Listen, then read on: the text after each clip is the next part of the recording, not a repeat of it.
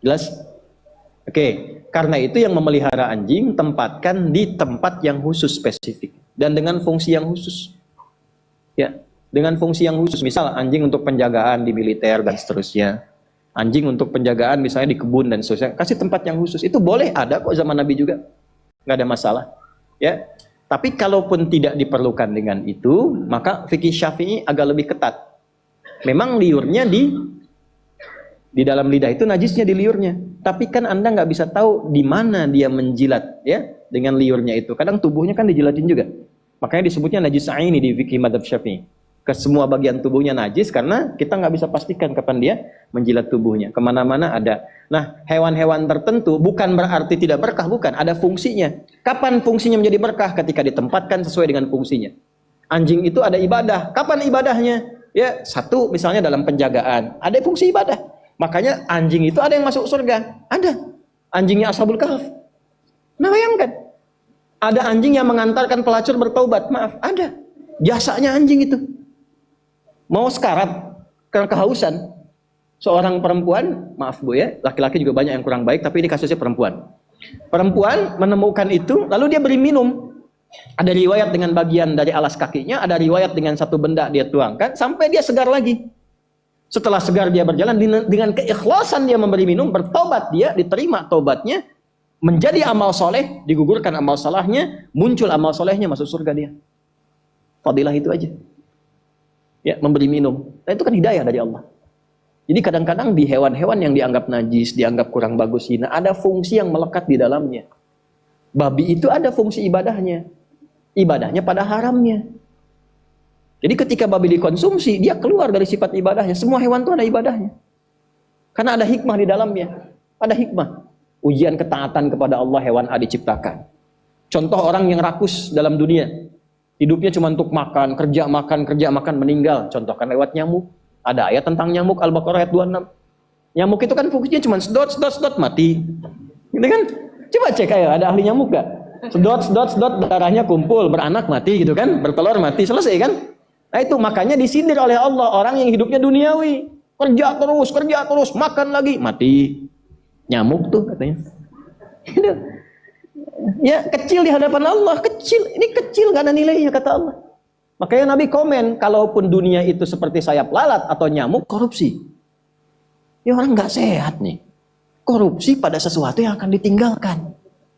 Dan yang paling menarik, dia tahu akan wafat. Dan dia tidak tahu kapan dia wafat. Kenapa dia tidak berpikir saat akan korupsi diwafatkan oleh Allah? Makanya kata para ulama ketika berpikir berbuat maksiat, coba rasakan akan wafat. Ya. Kalau belum terfikir ke sana, yauma tarjufur rajifah. Nah, ini yang saya mau maksudkan dengan kitab ini. Kita punya 5 menit minimal kitab dibaca. Ya. Bismillah. Ini indahnya tafsir ini nih. Bismillahirrahmanirrahim halaman 41. Nomor 32.202. Ini Masya Allah. Riwayatnya dinomorin nih. Ya, sampai puluhan ribu riwayat untuk menafsirkan ayat. Qala al-muallif rahimahullahu taala haddatsana Ibnu Abdul A'la qala haddatsana Ibnu Thawr an Ma'mar an Qatadah mithlahu wa qawluhu yauma tarjufur rajifah. Adapun yang dimaksud dengan firman Allah yauma tarjufur rajifah yaqulu ta'ala dzikruhu yauma tarjuful ardu wal jibalu al-Muzammil ayat 14. Ini yang saya maksud tafsir Quran bil Quran. Jadi kalau Bapak Ibu temukan ayat ke-6 di An-Nazi'at itu bukan berdiri sendiri. Masih ingat rumusnya, rumus tafsir? Masih ingat? 500.000? 1 juta? Serius? 5 juta? 10 juta? Betul. Waktu habis. Habis. Habis waktunya, udah habis. 2S 1L. Ingat itu, rumus tafsir. 2S 1L. Catat, nanti kalau saya tanya lagi, sudah tahu jawabannya. Insya Allah saya tanya lagi, ya, tanpa hadiah. Itu 2S itu 1 siyak, 2 sibak, L-nya lihak.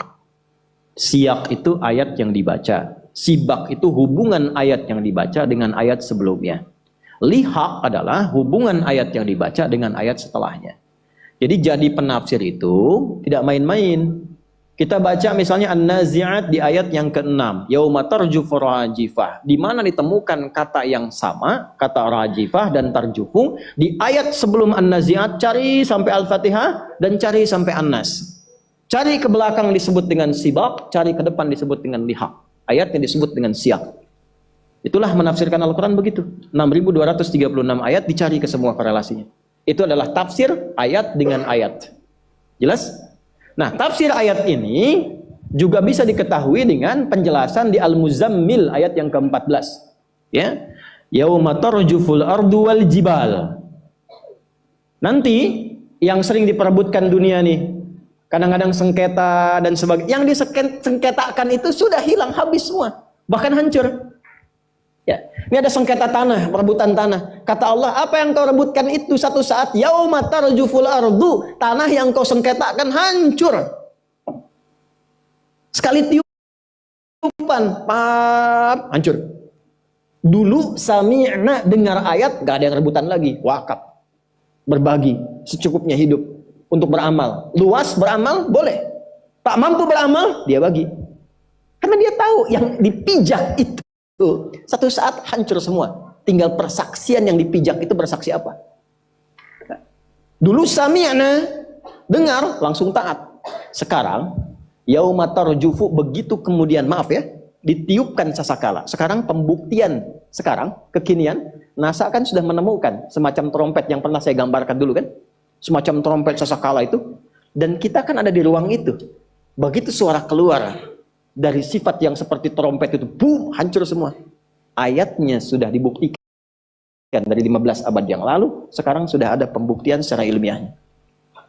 Masa belum yakin juga? Maksudnya gini, nggak usah rebutan dunia. Kalau ada orang naik jabatan, nggak usah iri, nggak usah dengki. Ya, jangan cari manuver-manuver untuk menjatuhkan orang lain. Karena pasti Allah tempatkan itu ada hikmah di dalamnya. Doa yang baik-baik, ya Allah berikan keberkahan di jabatannya. Ya Allah berikan kenyamanan, kebaikan untuk dunia akhiratnya, berikan hidayah kepadanya. Itu yang dilakukan. Ya Allah nggak pantas dia ada di situ, jatuhkan dia besok ya Allah. Doa apa? Nggak boleh, nggak boleh. Doakan, doakan. Karena pasti ada hikmah.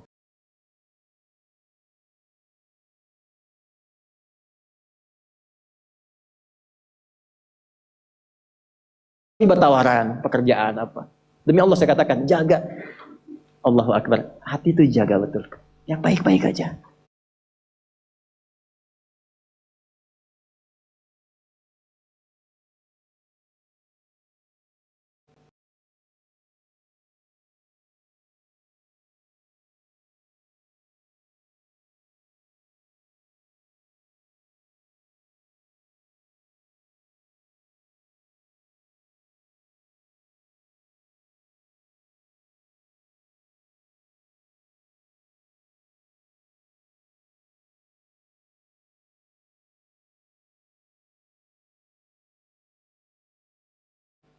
Jangan pernah bawa yang haram.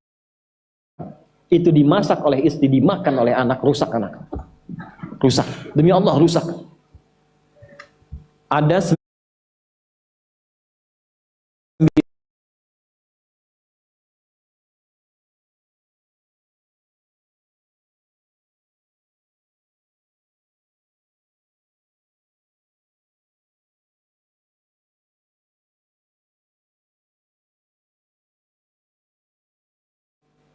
itu satu. Ada rumus.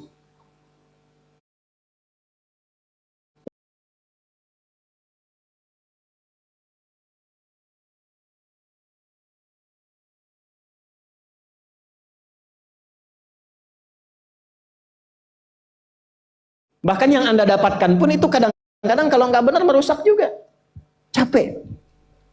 Nggak dilarang eksplorasi silahkan, tapi tempatkan dengan jalan yang benar, disalurkan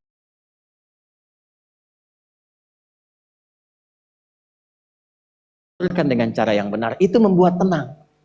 Tapi ketika ditempuh dengan jalan yang salah, madorotnya banyak, celakanya banyak. Baru dapat, belum digali, udah nggak mau ketahuan orang. Begitu orang tahu, celakakan.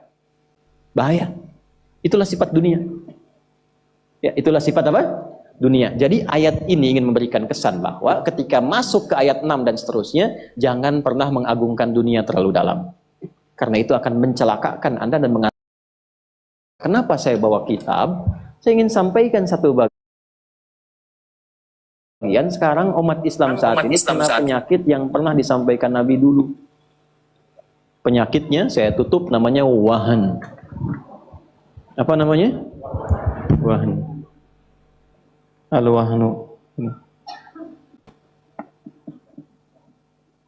Wahan. Ada wahan, ada walhan. Kalau walhan setan wudu. Dari 9 jenis setan, ada setan yang khusus menggoda kesucian, khususnya bab wudu, namanya walhan. Itu yang suka bikin, suka khawatir, gelisah. Saya wudu, tadi wudu apa enggak ya? Batal apa enggak, itu walhan. Tapi ini wahan. Wahan itu apa? Hubbud dunya wa karahiyatul maut. Saya bacakan hadisnya, wa kama qala Rasulullah sallallahu alaihi wasallam, saya bacakan hadisnya. Yushiku an tada'a 'alaikumul umam kama tada'a al-akalatu 'ala qas'atiha. Akan tiba satu masa umat Islam itu diombang-ambingkan. Enggak ada nilainya, enggak punya karismanya. Ya, dipecah-pecah seperti kue-kue. Diombang-ambingkan seperti diperebutkan makanan manis-manisan oleh hewan-hewan yang dipecah. Jadi pecah-pecah, enggak dianggap. Ya. Qala, seorang sahabat mengkonfirmasi pada Nabi, amin qillatin bina yawma idzin ya Rasulullah. Ya Rasulullah, apakah jumlah kita sedikit, minoritas, sampai kita diombang-ambingkan begitu, nggak dianggap, nggak punya marwah? Ya, bantai, bunuh, diem aja. Palestina dibantai, penduduknya dipaksa keluar, dibilang jadi imigran, tolong tampung di tempat lainnya, dia diem aja umat Islamnya tuh. Nggak punya kekuatan. Cuman kumpul, bicara, demo, selesai, pulang. Dulu orang teriak, ya Mu'tasimah, ada seorang perempuan dilecehkan di tempat negeri jauh. Ya Mu'tasimah, dia minta bantuan pada pemimpin pada masa itu, Mu'tasim billah. Kedengaran ke situ, wa Mu'tasimah, langsung disiapkan pasukan, bebaskan perempuan itu. Mungkin kalau kita gambarkan di Indonesia, kejadiannya di Amerika, nyampe ke telinganya, siapkan pasukan, bebaskan. Izahnya ada. Saya ketika mendengar Islam, yang terdengar tuh kejujurannya, kehebatannya, keadilannya, kemakmurannya, dan sifat segan itu muncul. Segan itu muncul. Dulu pasukan Romawi kalau dengar pasukan Islam itu dari jauh belum datang, baru dengar namanya sudah kocar-kacir. Sekarang hadis ini berlaku, udah nggak usah dianggap. Besok hancurin, paling nanti yang bangun mereka juga, yang donasi mereka juga, keluarin aja, udah nggak dianggap. Akan tiba masa itu. Amin qillatin bina yawma idzin ya Rasulullah. Ya Rasulullah, apakah jumlahnya kita sedikit pada masa itu? Bal antum yawma idzin katsir. Bahkan kalian jumlahnya lebih banyak dari sekarang. Banyak jumlahnya. Walakinnakum gutha'un ka gutha'us sail. Gutha'un ka gutha'is sail. Tapi kalian seperti buih di lautan, terombang-ambing. Kenapa? Tunza'ul mahabbatu min qulubi aduwikum. Orang-orang yang antipati terhadap Islam dan orang Islam itu sudah tidak punya segan lagi kepada umat Islam. Kenapa? Wa yunza'u fi qulubikumul wahan. Wa yuj'alu fi qulubikumul wahan. Karena tertanamlah penyakit wahan dalam orang Islam itu. Apa wahan itu? Hubbud dunya wa karahiyatul maut. Rebutan dunia. Ngajar sekarang orientasinya dunia. Maaf, berapa guru-guru di sekolah yang bikin sekolah-sekolah yang kelihatan elit, bagus, modern, ternyata cuman SPP yang mahal, cari uang. Ustadz-ustadz berkelahi itu bukan karena pendapat, tapi karena pendapatan. Takut kehilangan jamaah, kehilangan popularitas. Itu yang bikin ribut dunia. Amplop tipis disebut dhaif, gak mau datang lagi. Amplop tebal sohi datang. Belum diundang udah nanya kapan kajian lagi. Tipis tapi banyak, jadwal banyak, padat, sohi ligoirihi. Tambahan dari yang lain. Dunia. Padahal ayatnya jelas, wala tamnun taksir. Jadi fenomena saling bid'ahkan, saling tuduh apa? Dunia ujungnya. Bukan karena akhiratnya. Kalau karena akhirat tuh duduk tuh ustadz-ustadz tuh. Duduk, bicara, ngobrol, sama-sama duduk bareng-bareng, turunkan manhajnya yang benar, diskusi yang baik, yang usul, yang pokok, nggak usah beda. Sholat subuh tetap 2. Itu yang pokok, yang penting sholat. Yang furu', terangkan dalilnya. Oh, anak nggak kunut, apa dalilnya ente? Ini dalilnya. Yang kunut apa dalilnya? Ini yang dalilnya. Oke, bagi saya yang kunut, saya akan sampaikan saya kunut, saya terangkan dalilnya. Saya hormati yang tidak kunut. Saya yang tidak kunut, saya sampaikan pada jamaah saya tidak kunut, dalilnya ini. Tapi kalau ada orang yang kunut, Anda hormati karena mereka dalilnya ini. Begitu caranya, Joni. Ulama-ulama begitu dulu, terus rekomendasikan, lalu difoto sama-sama, ceklik, pasang status. Kami bersepakat menuju Indonesia yang lebih baik, gitu kan. Gitu kan harusnya kan. Sekarang ngapain? Saling cela, saling tuduh, saling bid'ahkan. Kenapa nggak duduk sama-sama? Saya tuh kadang-kadang suka aneh gitu. Yang ngajar membid'ahkan, tapi nggak ketemu dengan yang dibid'ahkan itu. Yang disampaikan ke muridnya, murid saling tuduh. Assalamualaikum akhi, beda manhaj. Kenapa? Kenapa? Nah, saya tidak mengajarkan itu. Tidak boleh. Hormati siapapun itu. Hormati siapapun. Ya, belajar itu merubah kita lebih baik. Ya, dan kebaikan itu yang tampak adalah kemuliaan akhlak kepada siapapun. Hormati orang lain. Kalau dia punya amalan, kita belum tahu, tanyakan, pelajari. Kalau tidak sepakat dengan apa yang dikerjakan, tapi ada dalil, hormati. Mungkin kita nggak sepakat, sudah kerjakan apa yang kita pahami. Yang kunut dalilnya ada, yang tidak kunut dalilnya ada, yang tidak ada dalil, yang tidak salat subuh. Itu. Allahumma hdina fi man hadait, kata Syekh Ibnu Shalih Al-Utsaimin, Anda nggak kunut di belakang, aminkan, amin. Tapi kalau Anda kemudian kunut, ya, imamnya tidak kunut, ya nggak usah sujud sahwi juga. Ikuti. Selesai. Beres masalah. Tenang. Nah, yang terjadi sekarang dunia pada akhirnya. Ributnya dunia. Mau digali kemanapun, dunia ujungnya. Itu hubud dunia. Sebab kalau nggak ada hubud dunia, perbedaan pendapat itu biasa. Apa sahabat nggak berbeda? Berbeda.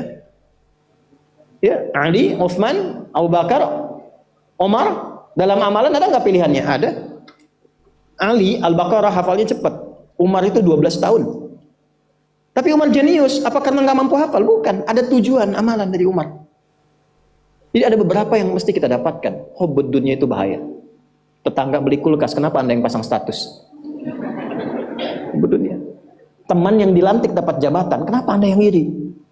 Hubud dunia. Akhirnya nggak siap pulang. Wa karahiyatul maut, takut mati. Dulu orang cari mati karena rindu sama Allah.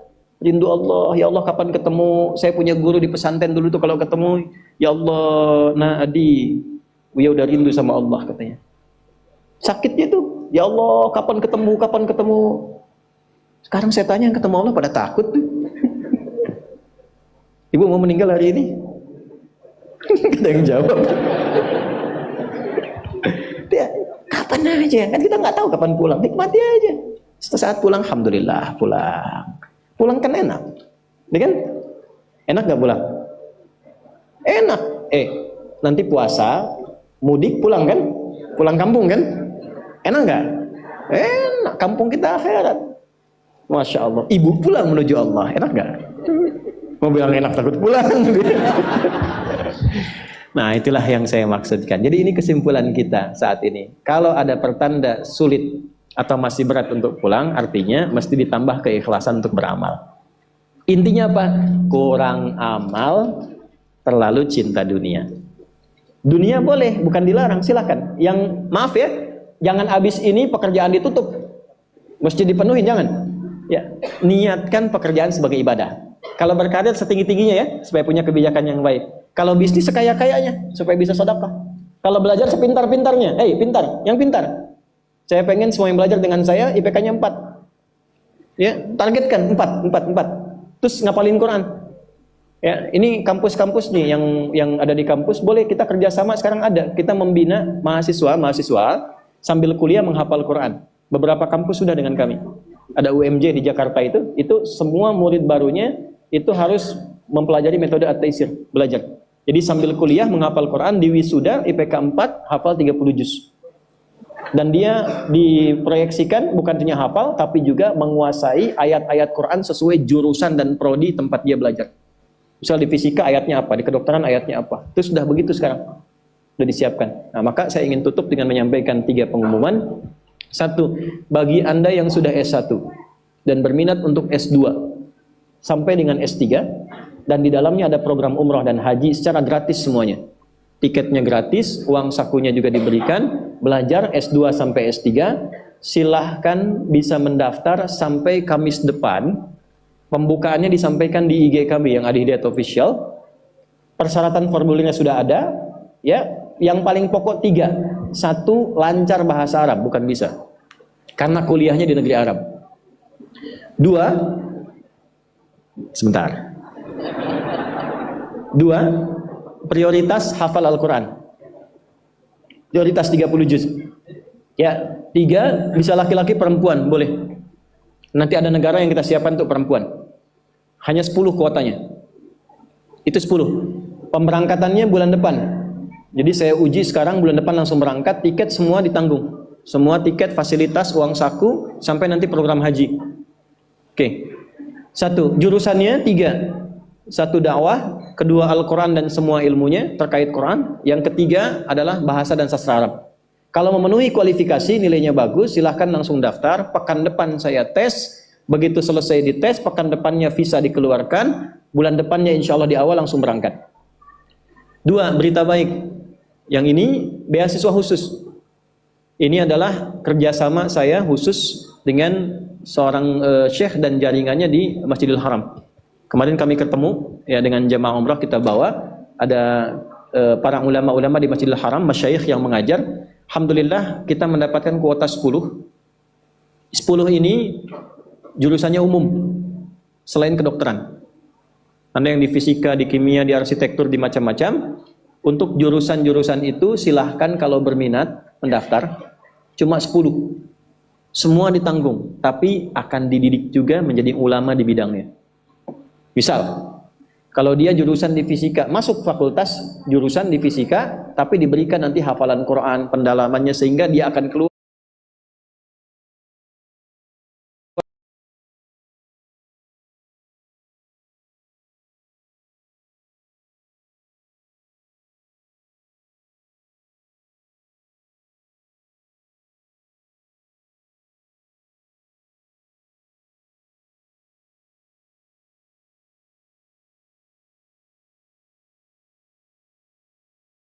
Mahad Islam Rafiah Akhir yang online, pesantren virtual, nanti akan ada kuota-kuota per pekan untuk belajar akhir pekan di sana. Kemarin alhamdulillah sudah jemaah yang akan umrah 400 orang sudah ke sana, nginep di sana, makan di sana, nggak ada biaya, semua gratis. Ya, belajar nanti kurikulum pekanannya di sana. Jadi nginep di sana, sholat di sana, belajar, malamnya tahajud, ada program Quran. Nanti kita akan petakan baik yang lansia ataupun yang masih muda biasa. Itu daftar aja nanti ke Mira Virtual, masuk ke situ, nanti akan kita berikan daftar